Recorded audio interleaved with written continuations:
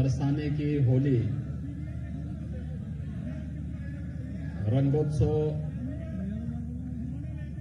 के आज के इस कार्यक्रम में मंच पर उपस्थित मेरे मंत्रिमंडल के वरिष्ठ सहयोगीगण, चौधरी लक्ष्मी नारायण जी, श्री श्रीकांत शर्मा जी, मंच पर उपस्थित पूज्य संतजन बाबा माधव दास मौनी जी महाराज, महंत भागीरथी दास जी महाराज, महंत बालिक दास जी महाराज, महंत लक्ष्मण दास जी महाराज, बाबा बांके बिहारी भक्तमाली जी महाराज, बाबा बालकृष्ण दास जी महाराज, बाबा कृष्ण गोपाल दास जी महाराज, बाबा जयदेव दास जी महाराज, बाबा भोला जी महाराज, बाबा गौतम दास जी महाराज, बाबा क्लेश्वर दास जी महाराज, बाबा राधा मोहन दास जी महाराज, बाबा रामदास जी फलाहरी जी महाराज, बाबा बकराम दास जी महाराज, बाबा गंगाराम पंडित जी महाराज, बाबा पुरुषोत्तम दास जी महाराज, बाबा और आज के इस कार्यक्रम में श्री अजय त्रिपाठी जी, ब्रज तीर्थ विकास परिषद के उपाध्यक्ष श्री शैलजाकांत मिश्र जी, मान्य विधायक श्री कारिंदा सिंह जी, श्री पूरण प्रकाश जी, पूर्व सांसद श्री तेजवीर सिंह जी, भारतीय जनता पार्टी की अध्यक्ष श्रीमती मधु शर्मा जी और इतनी भारी संख्या में बरसाना की होली में उसका साक्षात दर्शन करने के लिए यहां पर उपस्थित सभी उपस्थित श्रद्धालुजन, आप सबका मैं हृदय से अभिनंदन करता हूं। आप सबको होली की मंगलमय शुभकामनाएं देता हूं।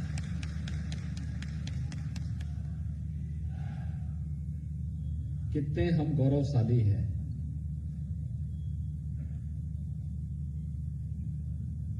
आज से 5000 वर्ष पहले भगवान श्री कृष्ण और श्री राधे जी का प्राकाट्य इस धराधाम पर होता है और कितनी समृद्ध हमारी परंपरा है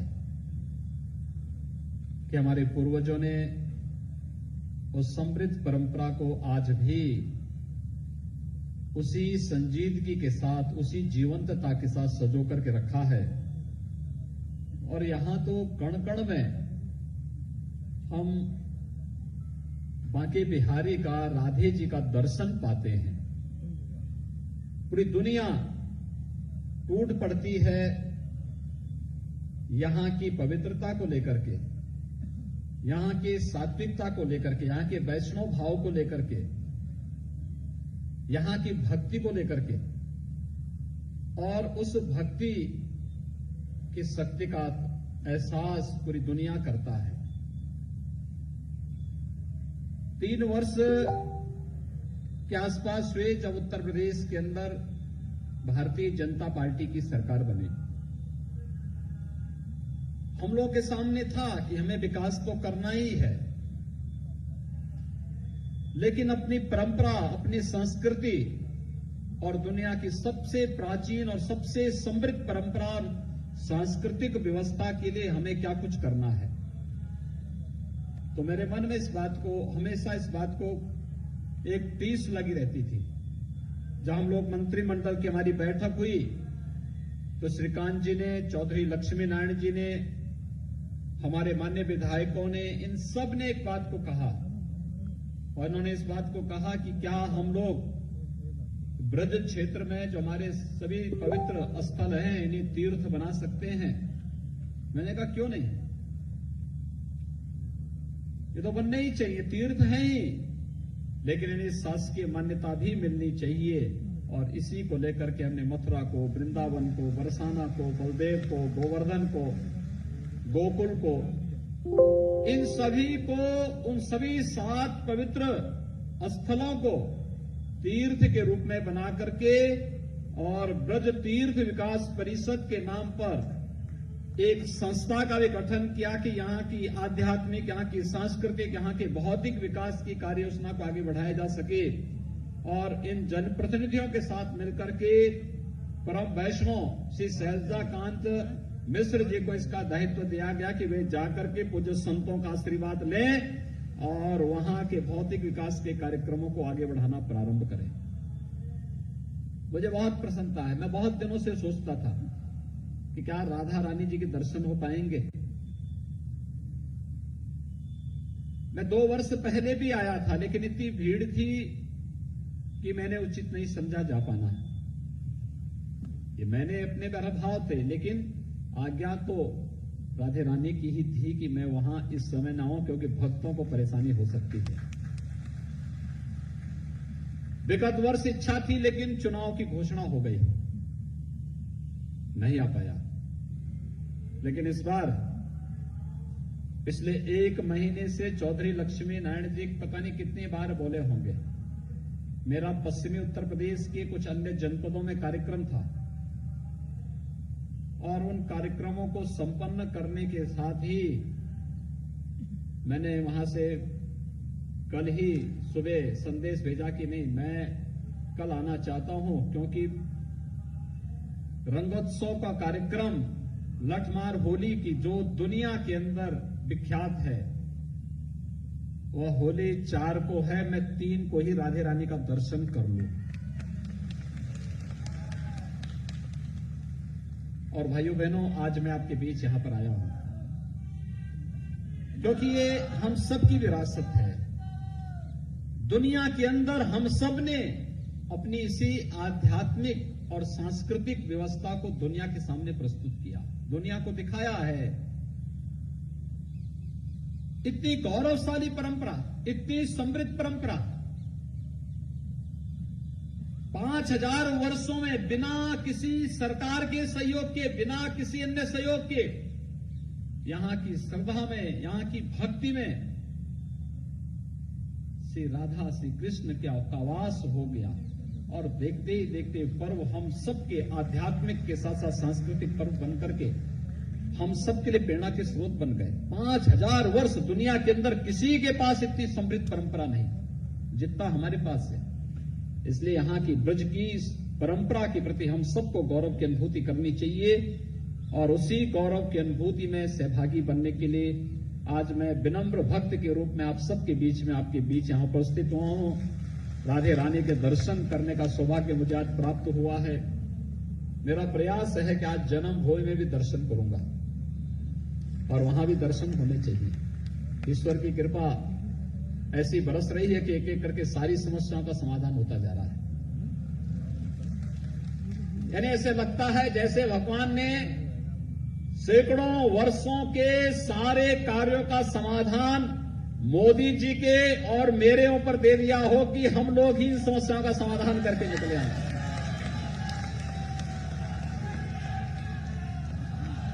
कितनी अच्छी अनुभूति हुई जब 3 वर्ष पहले हम लोगों ने अयोध्या में दीपोत्सव का कार्यक्रम दीपावली के दिन किया था। पूरी दुनिया उसके साथ जुड़ी थी, पूरी दुनिया ने उसको हाथों हाथ लिया और हाथों हाथ लेने का परिणाम भाव कितने मजबूत होते हैं। उन भावों की ताकत को आप एहसास करिए। देखते देखते 500 वर्षों की समस्या का समाधान एक झटके में हो गया। अयोध्या में भगवान राम के मंदिर के निर्माण का मार्ग प्रशस्त हो गया। यह है भक्ति की ताकत, यह है भक्ति की ताकत। और 2 वर्ष पहले मुझे सौभाग्य मिला था इसी स्थान पर आने का और रंगोत्सव के कार्यक्रम को हम लोगों ने कहा कि अयोध्या में दीपोत्सव तो बरसाना में रंगोत्सव, काशी में देव दीपावली, क्योंकि देवादिदेव महादेव हैं, वहां देव दीपावली होगी। प्रयाग में कुंभ, शक्तिपीठों में सभी प्रकार के हमारे शक्ति से जुड़े हुए अनुष्ठान, दोनों वासंतिक नवरात्र और शारदीय नवरात्र के कार्यक्रम पूरी भव्यता के साथ, और गंगा और यमुना मैया की आरती के कार्यक्रम को भी आगे बढ़ाना। भाइयों बहनों, आप देखते होंगे गंगा की अब निर्मलता में हमने अभूतपूर्व सफलता प्राप्त की। इस बार आप देख रहे होंगे बरसाना में भी, इस नहर में भी पानी आ गया है और प्रयास होना चाहिए कि आगामी 2 वर्ष के दौरान यमुना जी की निर्मलता भी गंगा जी की तरह ही हो जाए और इसके लिए सबको प्रयास करना चाहिए। ये हमारी सांस्कृतिक धरोहर है, ये हमारी पहचान है। ये केवल नदी नहीं है, इनके साथ हमने मां का संबंध जोड़ा है। एक आत्मीय भाव हमने जोड़ा है, जिस भाव ने हम सबको जीने की प्रेरणा दी है, आगे बढ़ने की प्रेरणा दी है, विपरीत परिस्थितियों में जूझने की प्रेरणा दी है। और इसलिए इन सभी समृद्ध परंपरा के प्रति हम सबको गौरव की अनुभूति करनी चाहिए। मैं आज यहां पर पूज्य संतों के सानिध्य में अपने दोनों सहयोगी मंत्रियों, जनप्रतिनिधियों के साथ मिलकर के इसीलिए आपके बीच में यहां पर उपस्थित हुआ हूं। भाइयों बहनों, विकास के किसी कार्य में किसी प्रकार की कोई बाधा आड़े नहीं आएगी। याद करना, एक जो बड़ा कार्यक्रम प्रारंभ हो रहा है और वह कार्यक्रम है कि हम सब शुद्ध पेयजल की आपूर्ति इन सब क्षेत्रों में कर सकें, लेकिन जल संचयन का भी एक बड़ा कार्यक्रम होना है। एक खारा पानी जो ब्रज क्षेत्र का दिखता है, अगर हम व्यवस्थित तरीके से कार्य योजना बना लें तो ये पानी खारापन दूर हो जाएगा, सब पानी मीठा हो जाएगा, सारा पानी यहां का मीठा हो जाएगा और उसको मीठे बनाने की प्रक्रिया के साथ हम लोग कार्य कर रहे हैं। जल संचयन के लिए अधिक से अधिक तालाब का पुनरुद्धार करना, उनको बनाने की प्रक्रिया के साथ जोड़ना, यमुना जी की निर्मलता के बाद ये जितने भी तालाब हैं, इन तालाबों को मीठे जल के साथ जोड़ने की कार्रवाई को आगे बढ़ाना एक बहुत बड़ा कार्य है। और मैं आह्वान करूंगा कि आज जब हम बरसाना में हैं तो हम सबको इस संकल्प के साथ आगे बढ़ना है कि यमुना जी की निर्मलता के लिए भी हमें कार्य करना है और साथ ही साथ यहां के खारा पानी की समस्या का समाधान भी हमें स्वयं मिलकर के आगे बढ़ाना है। पानी का खारापन दूर होगा तो भाइयों बहनों अच्छी फसल उगेगी यहां पर। ये तो आप देख रहे होंगे कितना बड़ा कार्य हुआ है। अभी हम लोगों ने गोवर्धन जी की परिक्रमा के लिए 177 करोड़ रुपए की एक परियोजना को अपनी स्वीकृति दी है।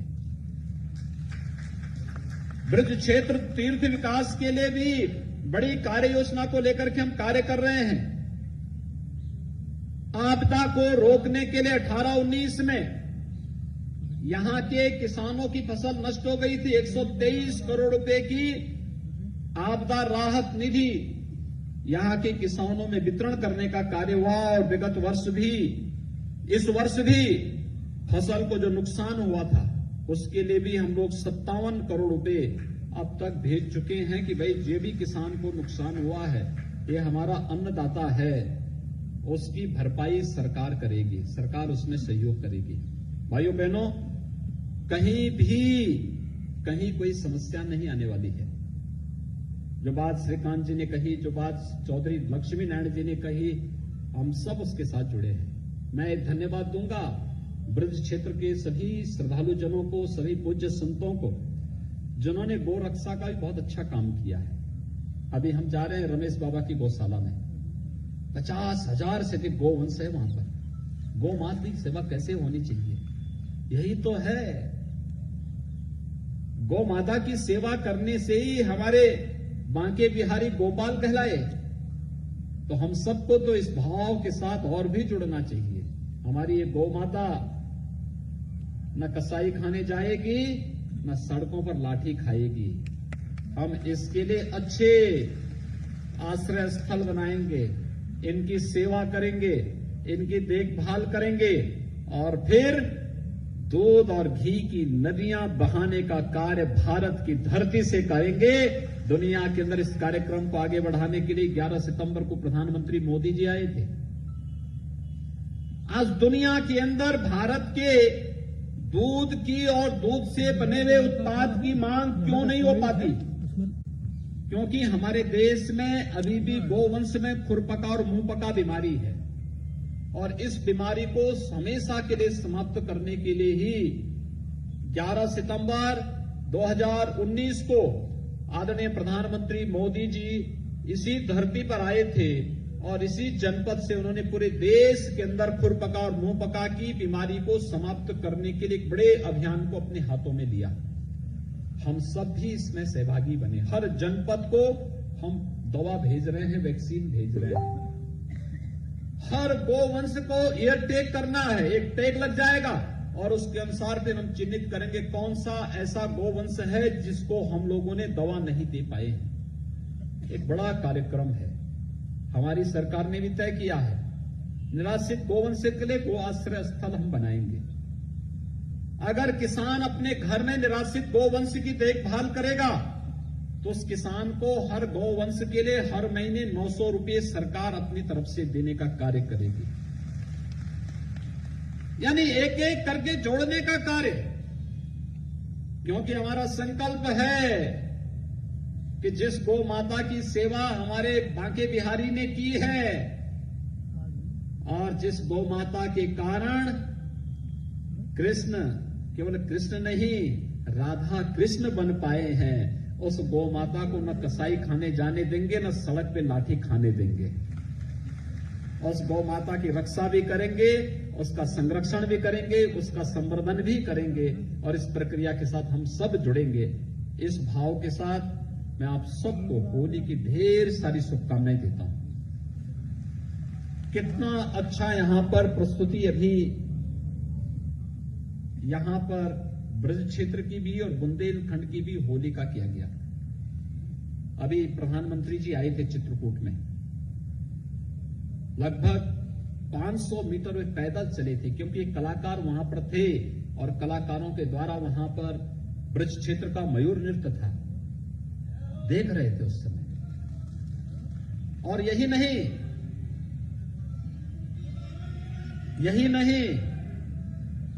अभी अमेरिका के राष्ट्रपति आए थे आगरा में, और आगरा में आकर के जब मयूर नृत्य को उन्होंने देखा तो लगभग 10 मिनट तक उसको निहारते रह गए। ये है हमारी कला, ये है हमारी संस्कृति। दुनिया के सामने जब ये प्रस्तुत होती है तो पूरी दुनिया को अपनी ओर आकर्षित कर देती है। यही भारत की ताकत है, ये राधे रानी की ताकत है, ये बांके बिहारी की ताकत है, और इस ताकत को संभाल के रखिए। आप चिंता मत करिए, जो बात यहां पर चौधरी साहब ने कही है उसका भी समाधान होगा। आज रंगोत्सव का कार्यक्रम है, मैं आपके रंग में भंग नहीं डालना चाहता। रंग में खूब रंगोत्सव का कार्यक्रम करिए, खूब खेलिए होली। होली के बाद यहां के कार्यक्रमों के उद्घाटन शिलान्यास के लिए भी आ रहे हैं। बड़े कार्य योजना के साथ हम लोग मथुरा, वृंदावन और इस क्षेत्र में आ रहे हैं। सारी समस्याओं का समाधान करके जाएंगे। आप सबको मैं रंगोत्सव का, होली की हृदय से बधाई देता हूं, अपनी शुभकामनाएं देता हूं। होली का यह उत्सव पूरे प्रदेशवासियों के लिए, पूरे देशवासियों के लिए उत्साह का, खुशहाली का और एक समृद्ध भविष्य का कारण बने, इस विश्वास के साथ आप सबके प्रति मैं अपनी शुभकामनाएं देता हूं। यहीं पर विराम देता हूं। राधे राधे।